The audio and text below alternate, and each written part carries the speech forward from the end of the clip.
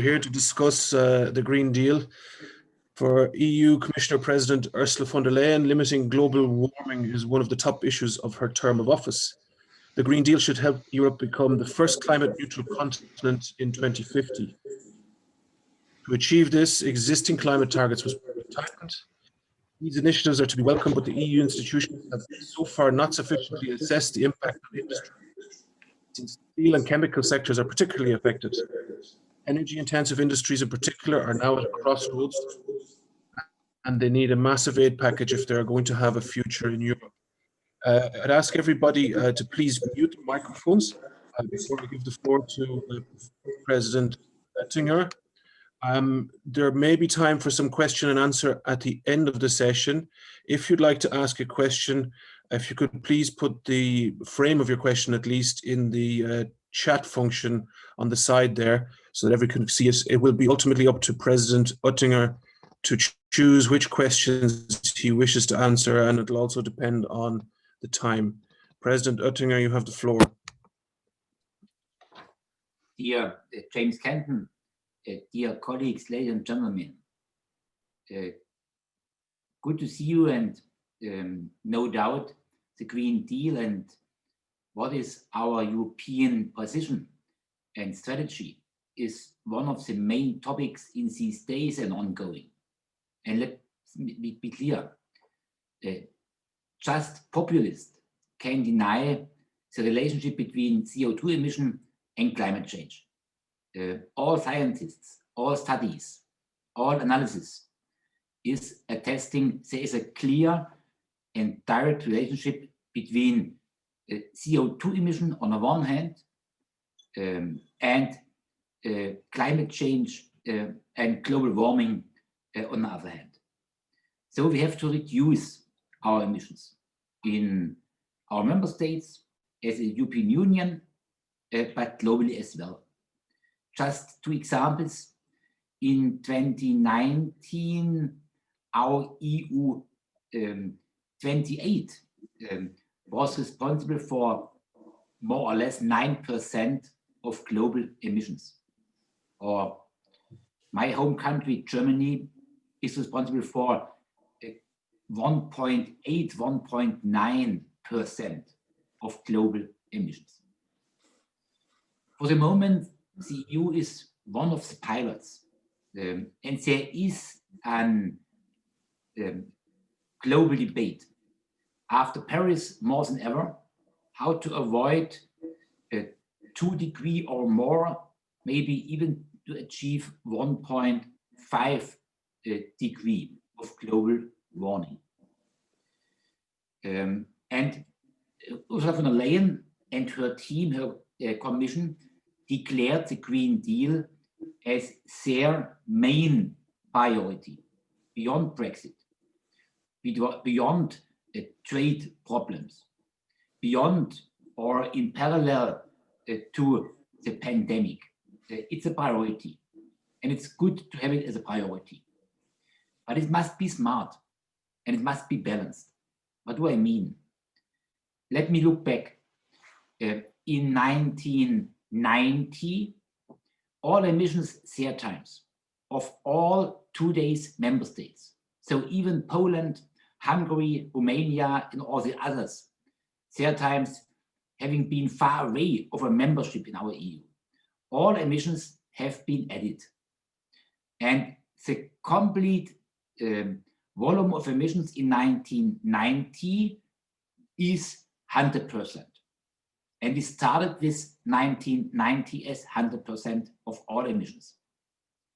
Up to 2019, by several measures, by technology, by the ETS, the European trade emission system, by modernization of our industries, by new energy strategies, we reduced the volume of emissions by 24%.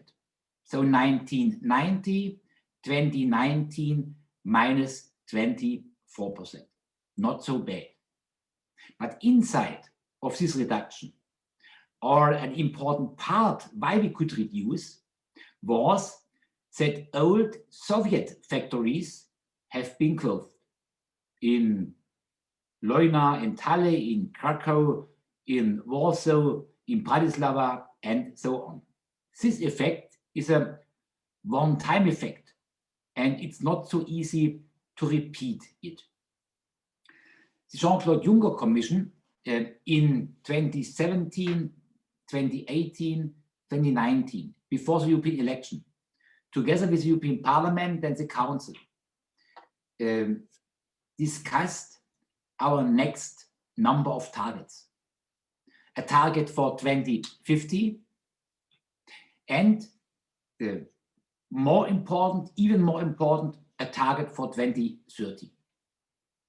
There times it was our goal to reduce CO2 emissions in 2050 by 80 up to 95%. 80 up to 95.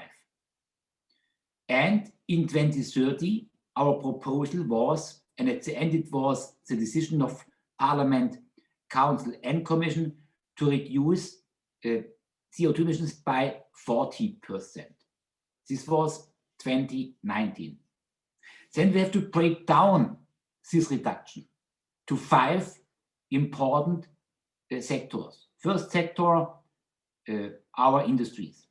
Second sector, the energy sector. Third sector, agriculture and food. Fourth sector, buildings and housing. And the fifth sector, mobility and cars and trucks and airplanes and so on. So we have 5 important sectors and we have to break down it. For many industrial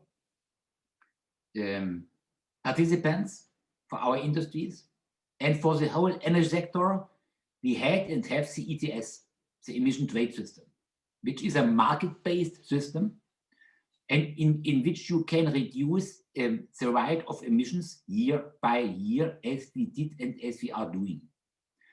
For the mobility sector, namely for cars, we have a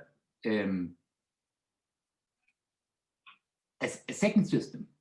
We are saying in 2010, in 2020, in 2025, in 2030, fleet of new cars may emit per kilometer 130, 105, 95 or 65 grams of CO2.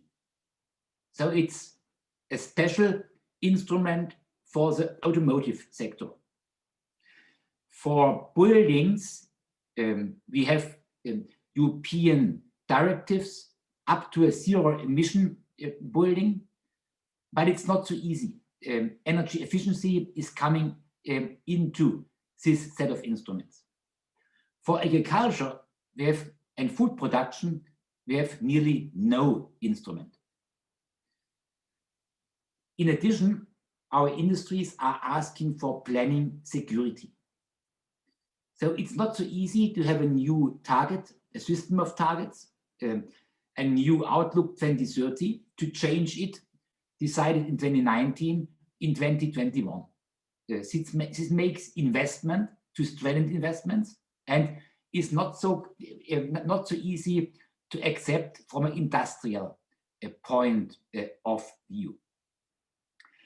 The Commission President, before she was elected, announced to reduce not by -40%, but by -50 up to -55%. So far, so good. Meanwhile, the Commission announced and proposed not -40, not -50, not -55, but at least -55. And the Parliament added and said, no, -60%. And now we have to break down it again. What does it mean, -55, or at least -55, or -60% for the energy sector, for our industries, for the production of aluminium, steel, copper, and so on, for buildings and housing, for the automotive sector. And one of our board members sent to me the question, what is about Euro 7? Because with the instrument of Euro 7, an expert group is proposing to the Commission much stronger rules than ever, and you can forget the automotive sector. Just batteries and electric vehicles can survive. And so I come to the point.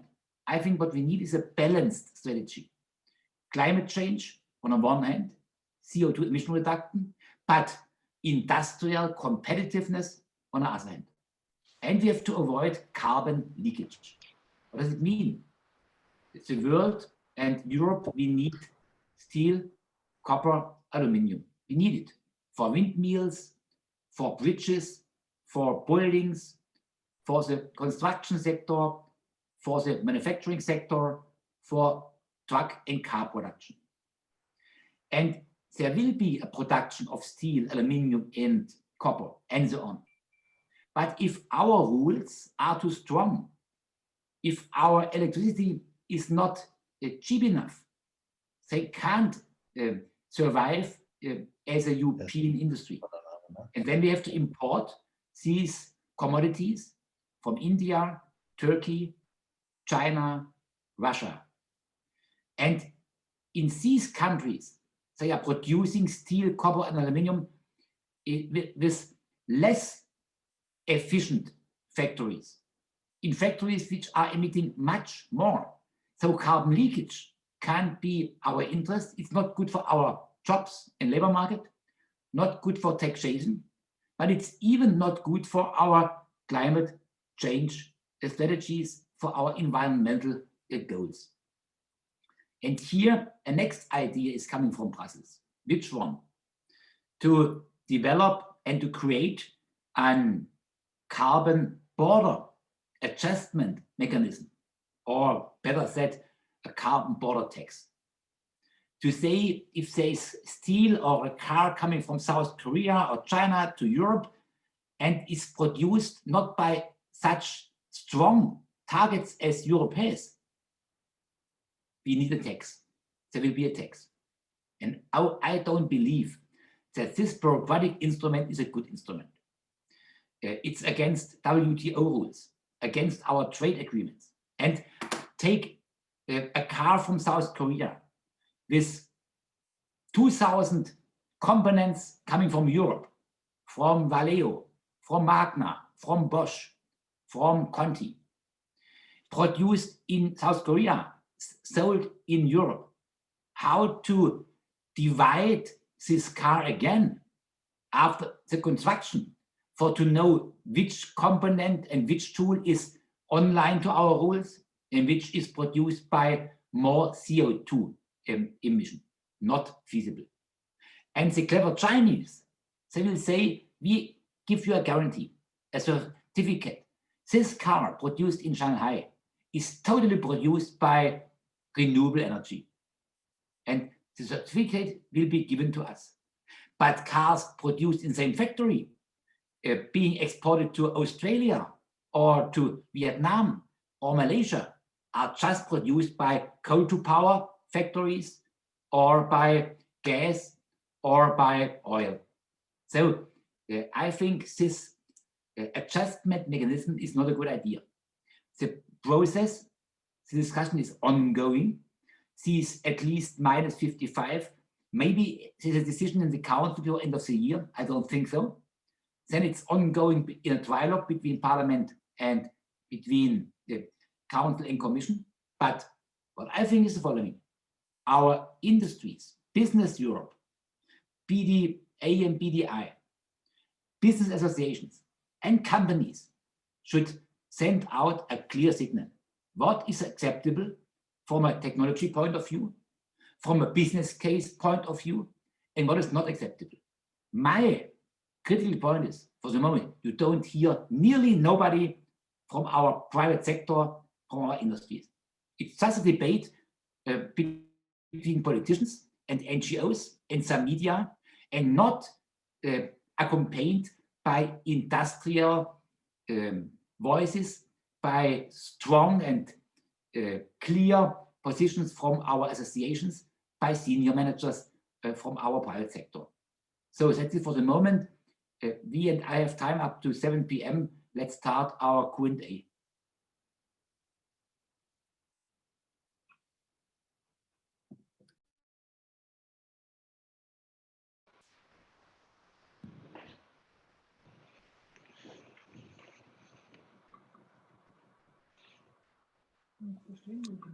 James,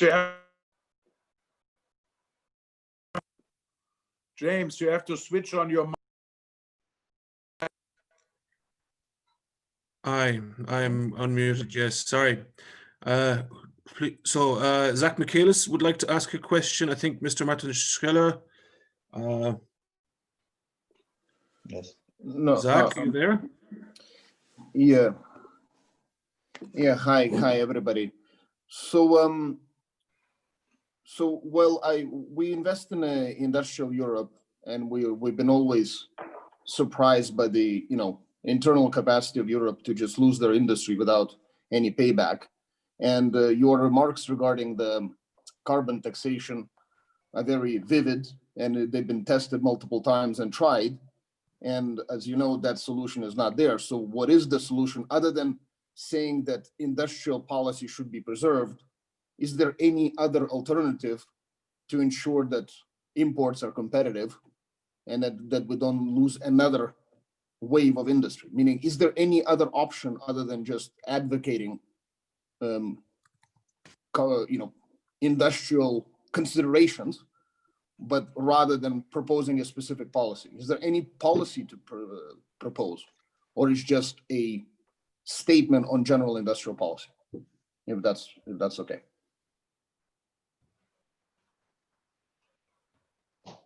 Maybe we can collect a few questions, 3 or 4. In that case, Mr. Schoeller, I think, wishes to ask a question. Yeah.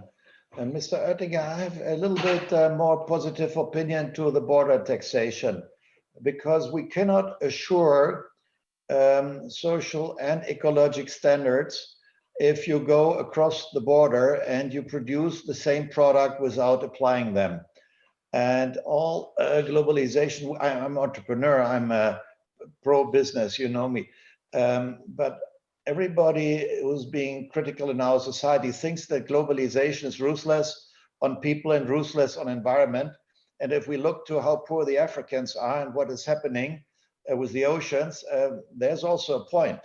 And we can never ensure, and we cannot stay competitive in Europe if we are the good guys and the others are the bad guys.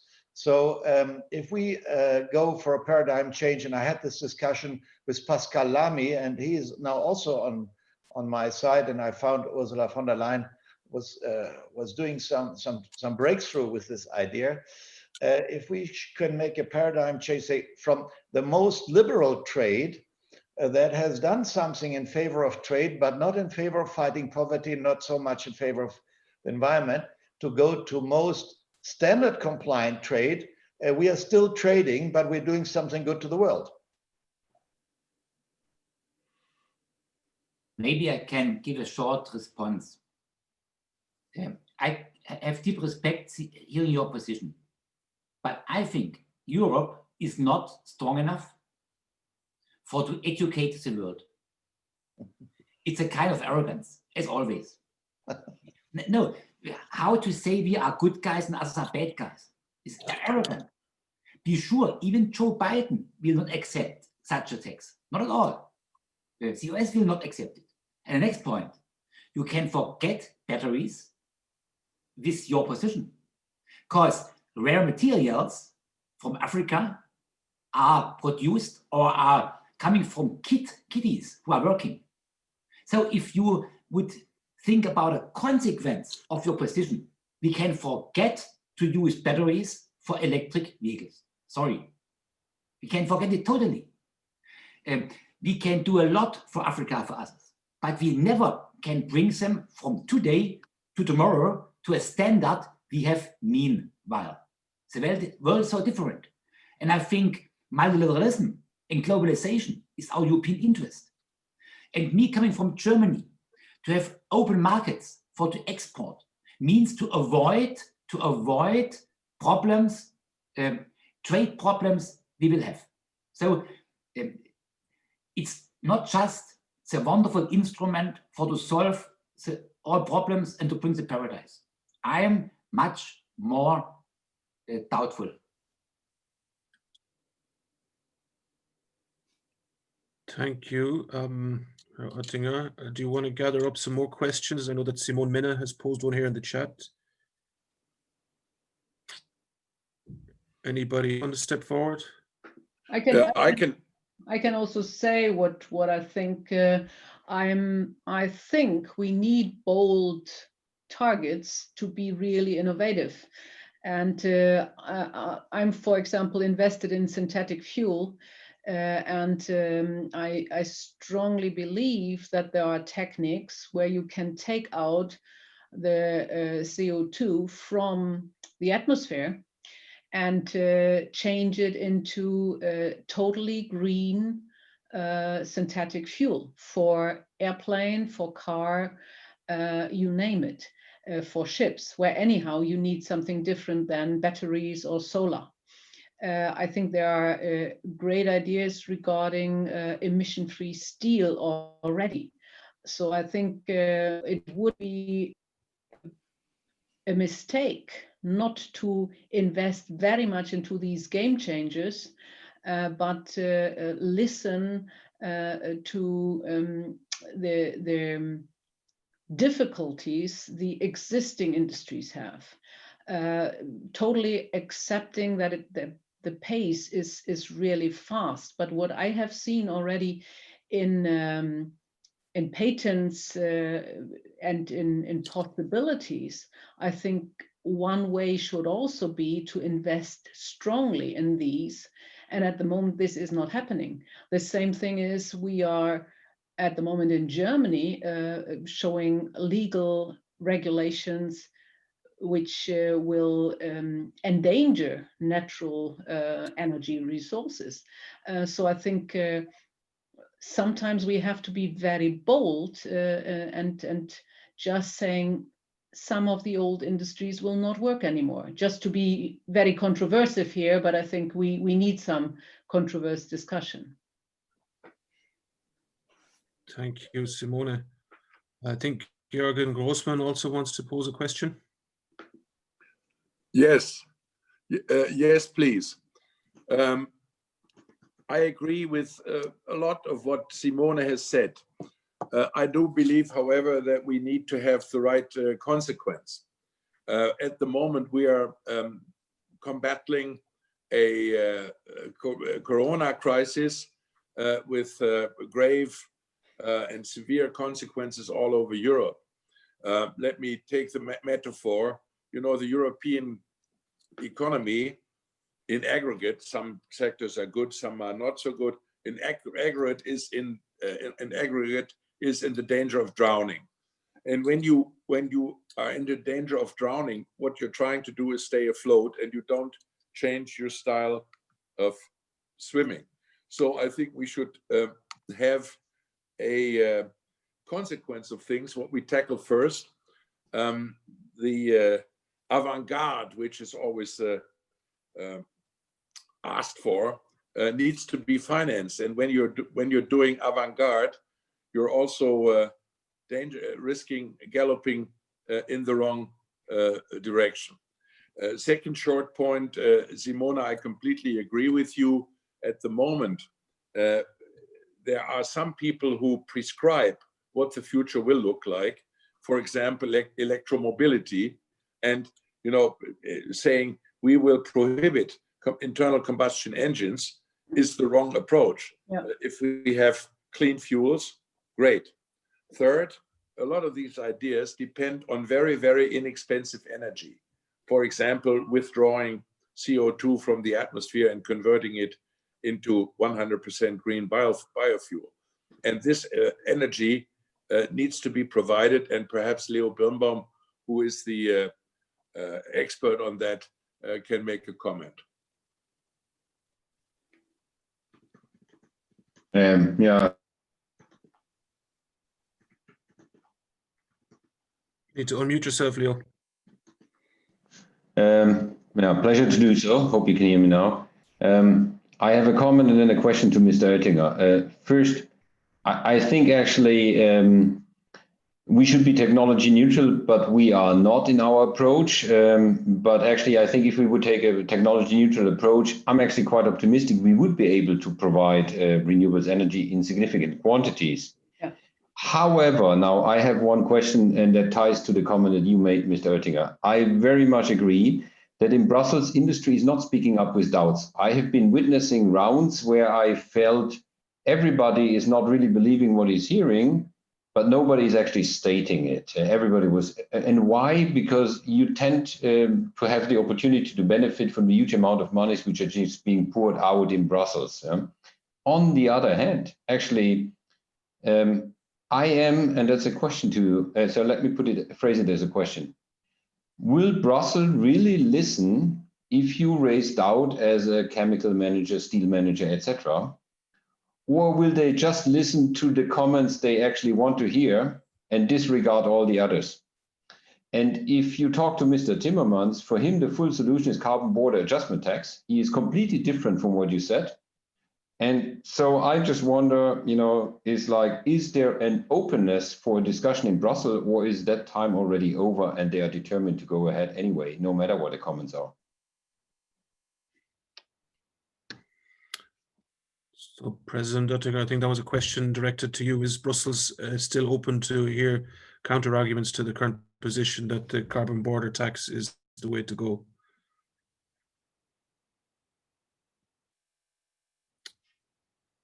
I think you need to unmute. First thing, Menne, I think indeed technology neutral has to be a common position. And it means has to be for Berlin, but for Brussels as well. And for the moment, many policymakers are not really technology open or neutral, not at all. So just electric vehicles are in the center, and all other options are far away. My problem is that the industry has not the same position as you have. Take VW. Take VW. What Mr. Diess is doing is not really technology open. And he is dividing the automotive sector. Here VW, here some engineers inside Audi or Porsche, here BMW, here suppliers as Conti, Bosch, and others. And this is disappointing, that the sector is not speaking with one voice, but everybody's doing what he wants to do. It's a bit egoistic. I totally agree, yeah.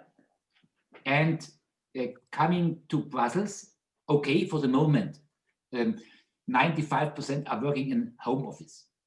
Members of the Commission may not meet anybody if it's not really a must for the moment, not really very urgent.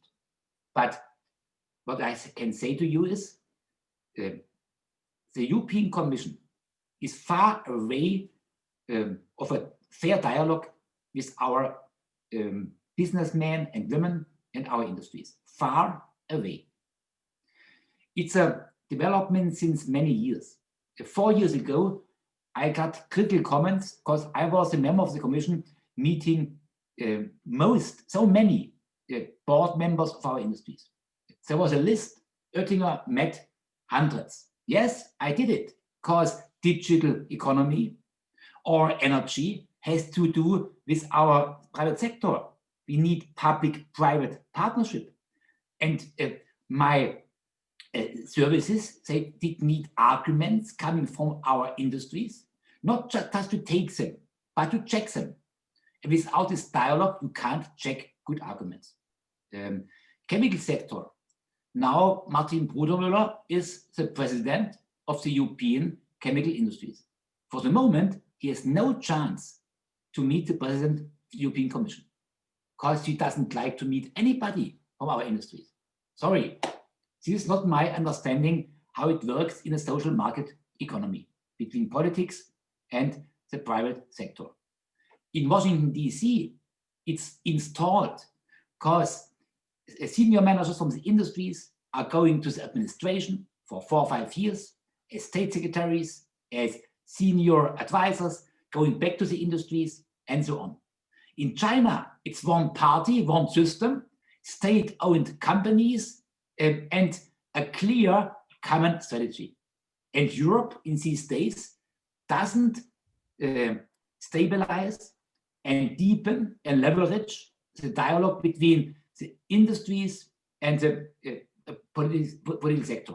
By the way, the Industrietag in Berlin from BDI 2 months ago, there was no chancellor for the first time.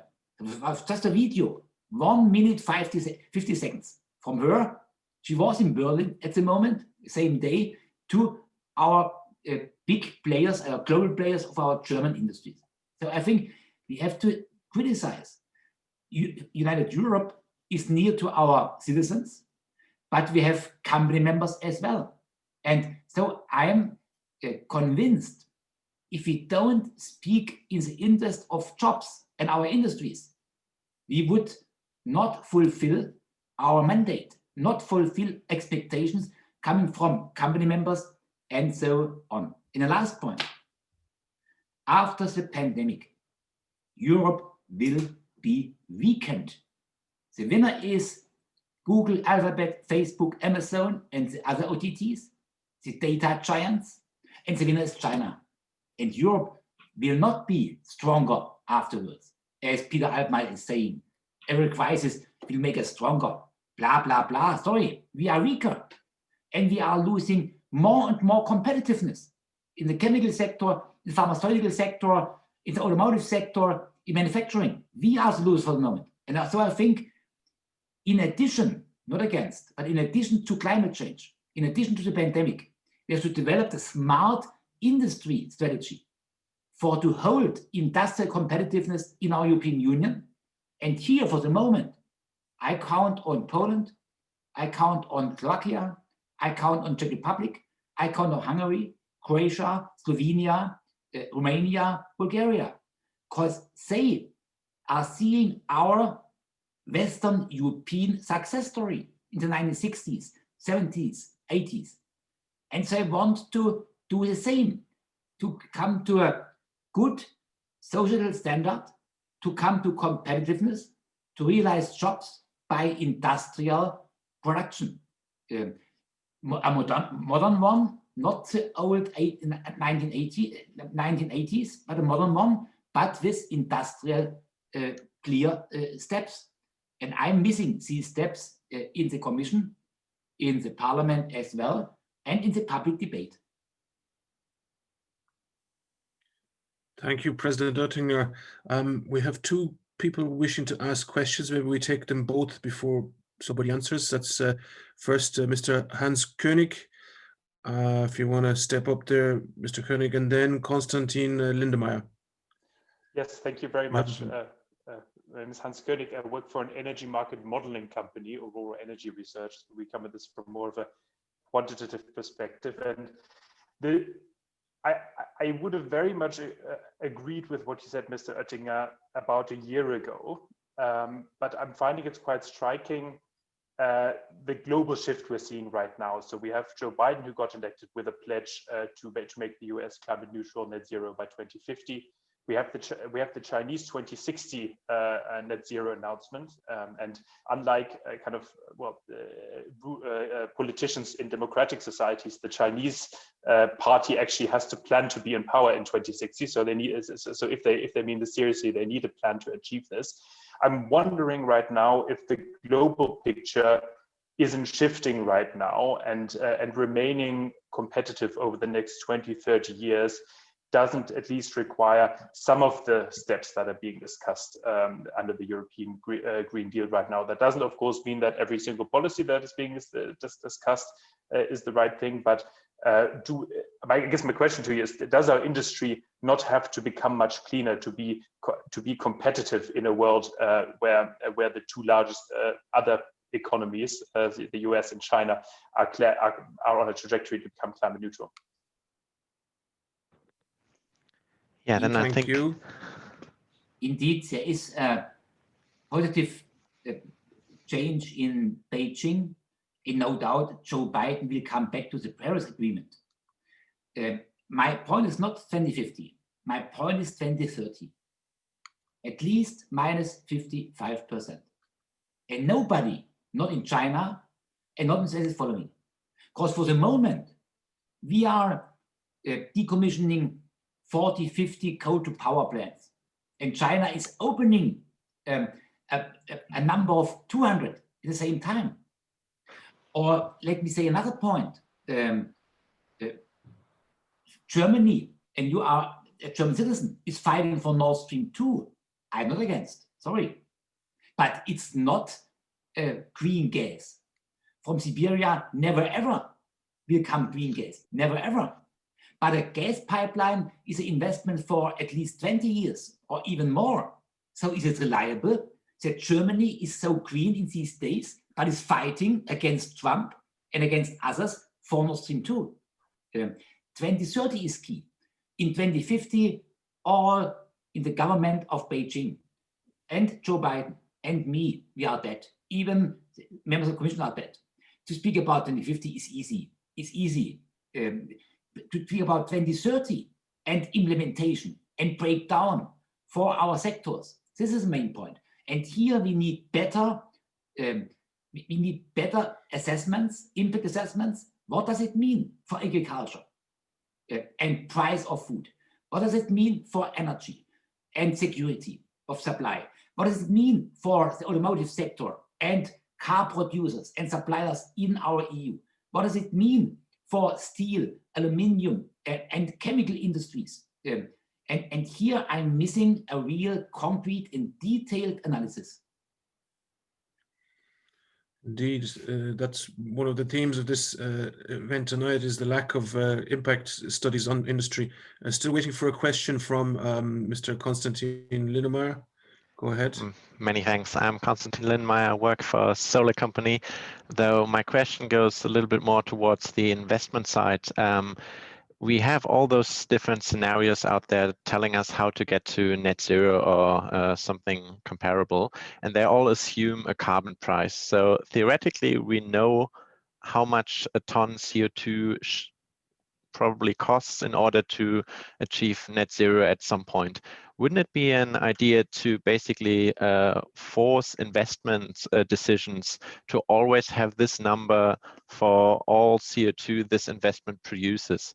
I mean, it's difficult to maybe enforce it directly, but over the Central European Bank or other state-owned investment force, wouldn't this be a possible solution to force the money flows a little bit towards cleaner energies, because the return of investment is getting better and better, and it might help a few coming along earlier? Thank you. There are discussions about taxonomy, and it's not so easy to come to a fair definition, but it's on the way. I'm sure in less than 2 years' time, we will have a convincing definition and system about sustainability, about investment and return, and about sustainable investment. I don't like an order to the ECB to be in the center of this responsibility, because the ECB has a totally other function. And in the moment, Lagarde is over the red line.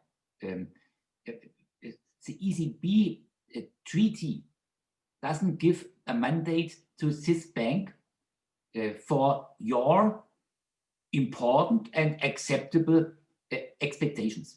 The EIB can do something. Taxonomy can do something.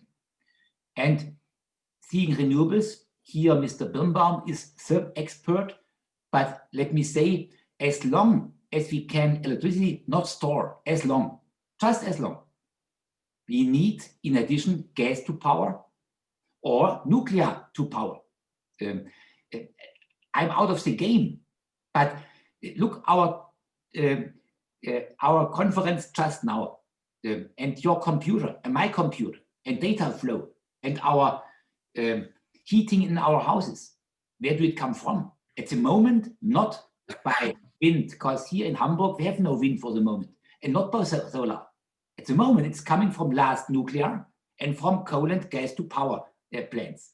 So as long as we can't store huge volumes of electricity, and by the way, as long as we can't transport it, because Germany is lagging behind, is lagging very much behind. We have offshore, onshore wind in Germany in the north, but not so many industries.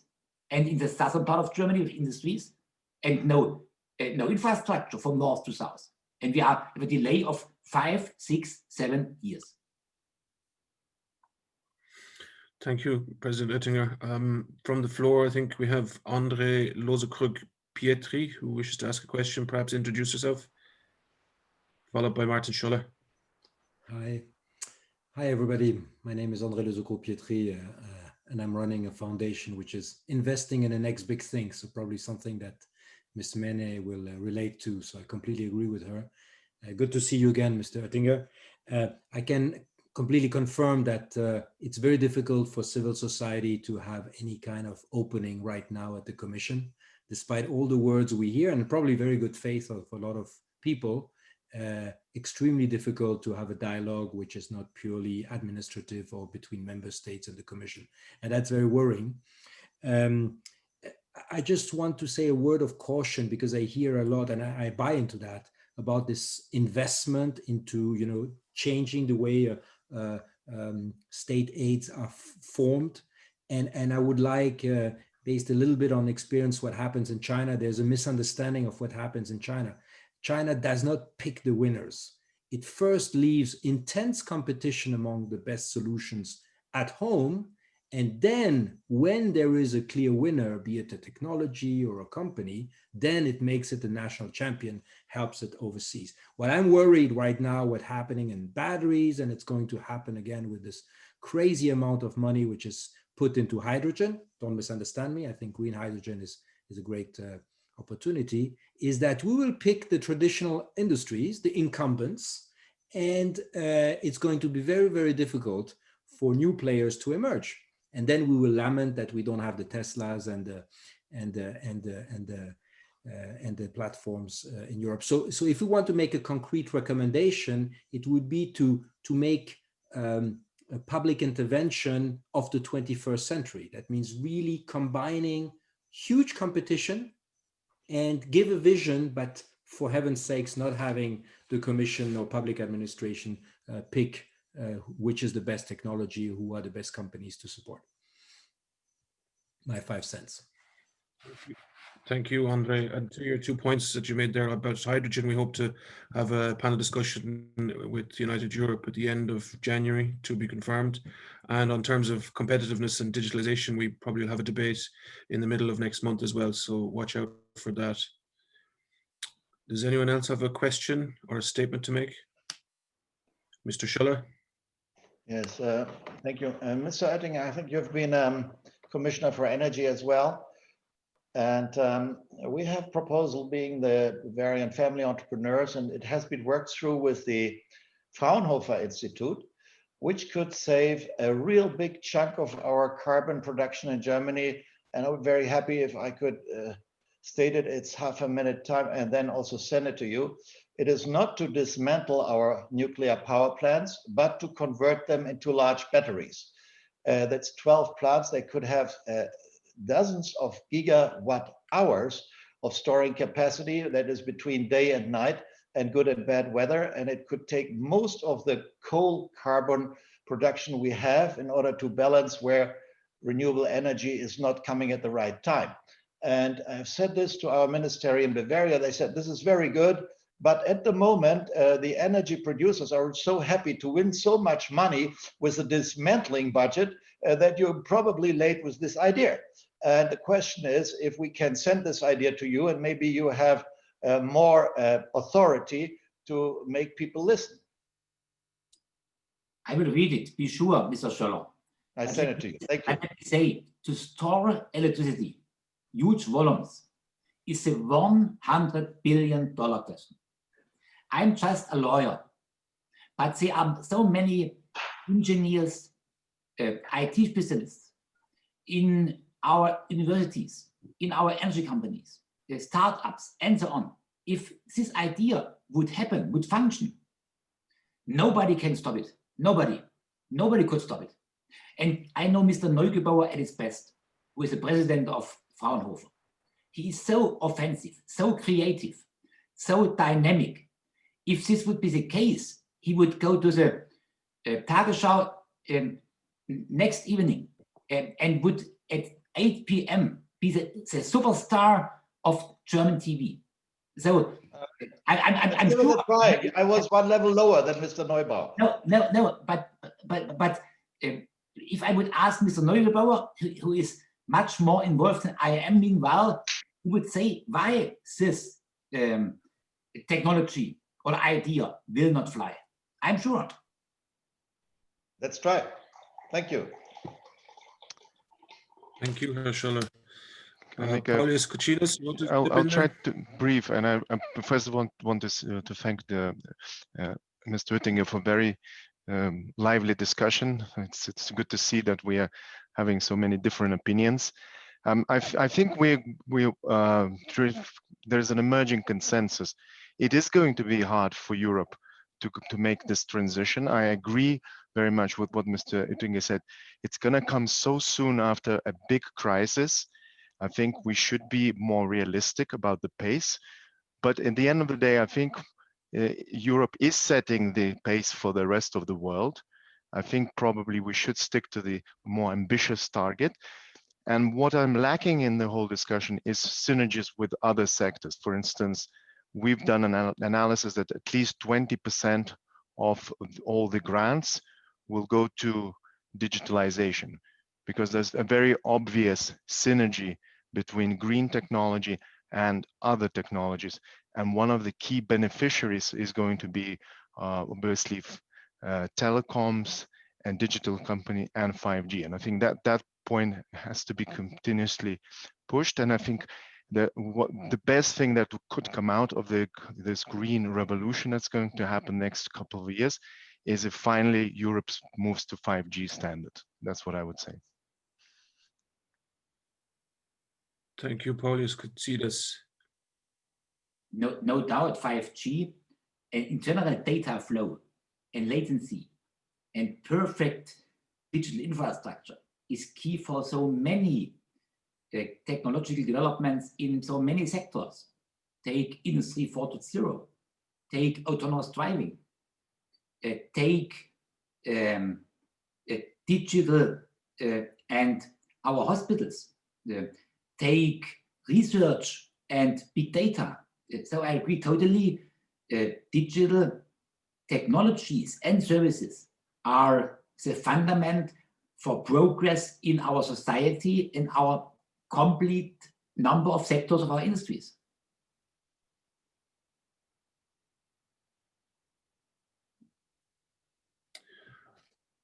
Thank you. Does anyone else want to step in there? I see Rolf Pfeiffer, you've made a comment on Simone Menne's point. You want to share it with everybody verbally? Yeah, thank you, James. I can certainly do that. And it's just things I've heard. By no means an expert, but I know that there are companies who produce synthetic fuels that are absolutely able to replace traditional fuels, even in an aircraft. And you would imagine that you may want to replace fuels in cars more easily than an aircraft, because cars don't fall from the sky if something doesn't work. But the idea is that, on the same note, during a conference organized by Der Spiegel, there was an expert who said, well, yes, we got these synthetic fuels, but they're not competitive. They're just too expensive. And if we had to take the additional cost, and we would have to find who would have to bear that cost, and we can't make the consumer bear the cost. And I don't buy that story. And we all know that when we have good technologies, the unit cost will decrease over time. And therefore, my question is, how can we accelerate adoption? Because that will make unit costs come down automatically.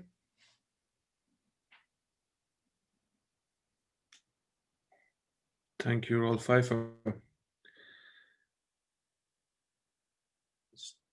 Anyone else want to step in there?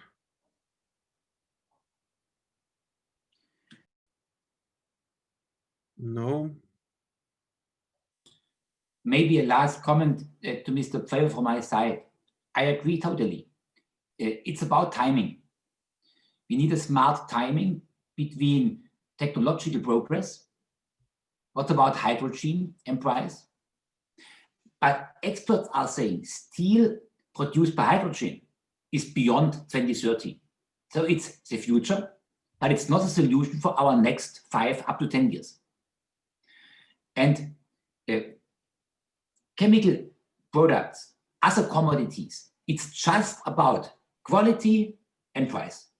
Nobody will pay more for steel when it comes from Salzgitter or Kirchbach-Marienhütte, produced more environmental friendly, but the same quality is coming from Turkey or from India. Nobody will pay it, even not good guys from Europe. Nobody will pay it. Commodities have a price for a product. And so we have to see how to have a balanced strategy to avoid that we are losing competitiveness. For the moment, I hear just voices from NGOs and from good girlies and good guys, and not at all from pragmatic and realistic people.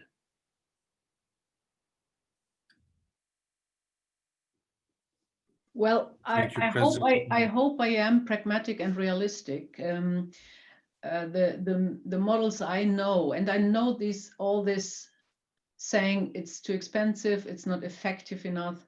This is coming from the very first fuels on the market and also other technologies on the market. There are constant progress. So the patent which my company is providing uses 6 times less energy than the existing fuels on the market. Unfortunately, we need a reactor, and that needs a lot of investment, and it's very difficult to get that money because government is not giving the money if not a big company is interested, and the big companies are not interested because for a car industry they are saying I don't need the fuel. For a cement company they say, well, yes, it's fine that you take the CO2 out of my emissions, but we need a better system so that I get incentivized. So we are a little bit stuck here because of regulations, because of no neutral technology policy, and private investors are quite risk averse. And the countries who are offering us investments is Saudi Arabia or a company like Shell. And so, you know, this is the difficulty we are seeing at the moment. And just the hearsay that it's all too expensive and not effective, this is what BMW told me too. But it's because there is too much risk and game changing in it to really are bold enough to do it. And this is why I say, and actually I said that at the same time when I was a CFO, if you do not have a target which is high enough, people will not jump. If I have an improvement of 10%, people find ways to reach it somehow or have an excuse. You need to have a budget cut of 30% of people to move and be innovative.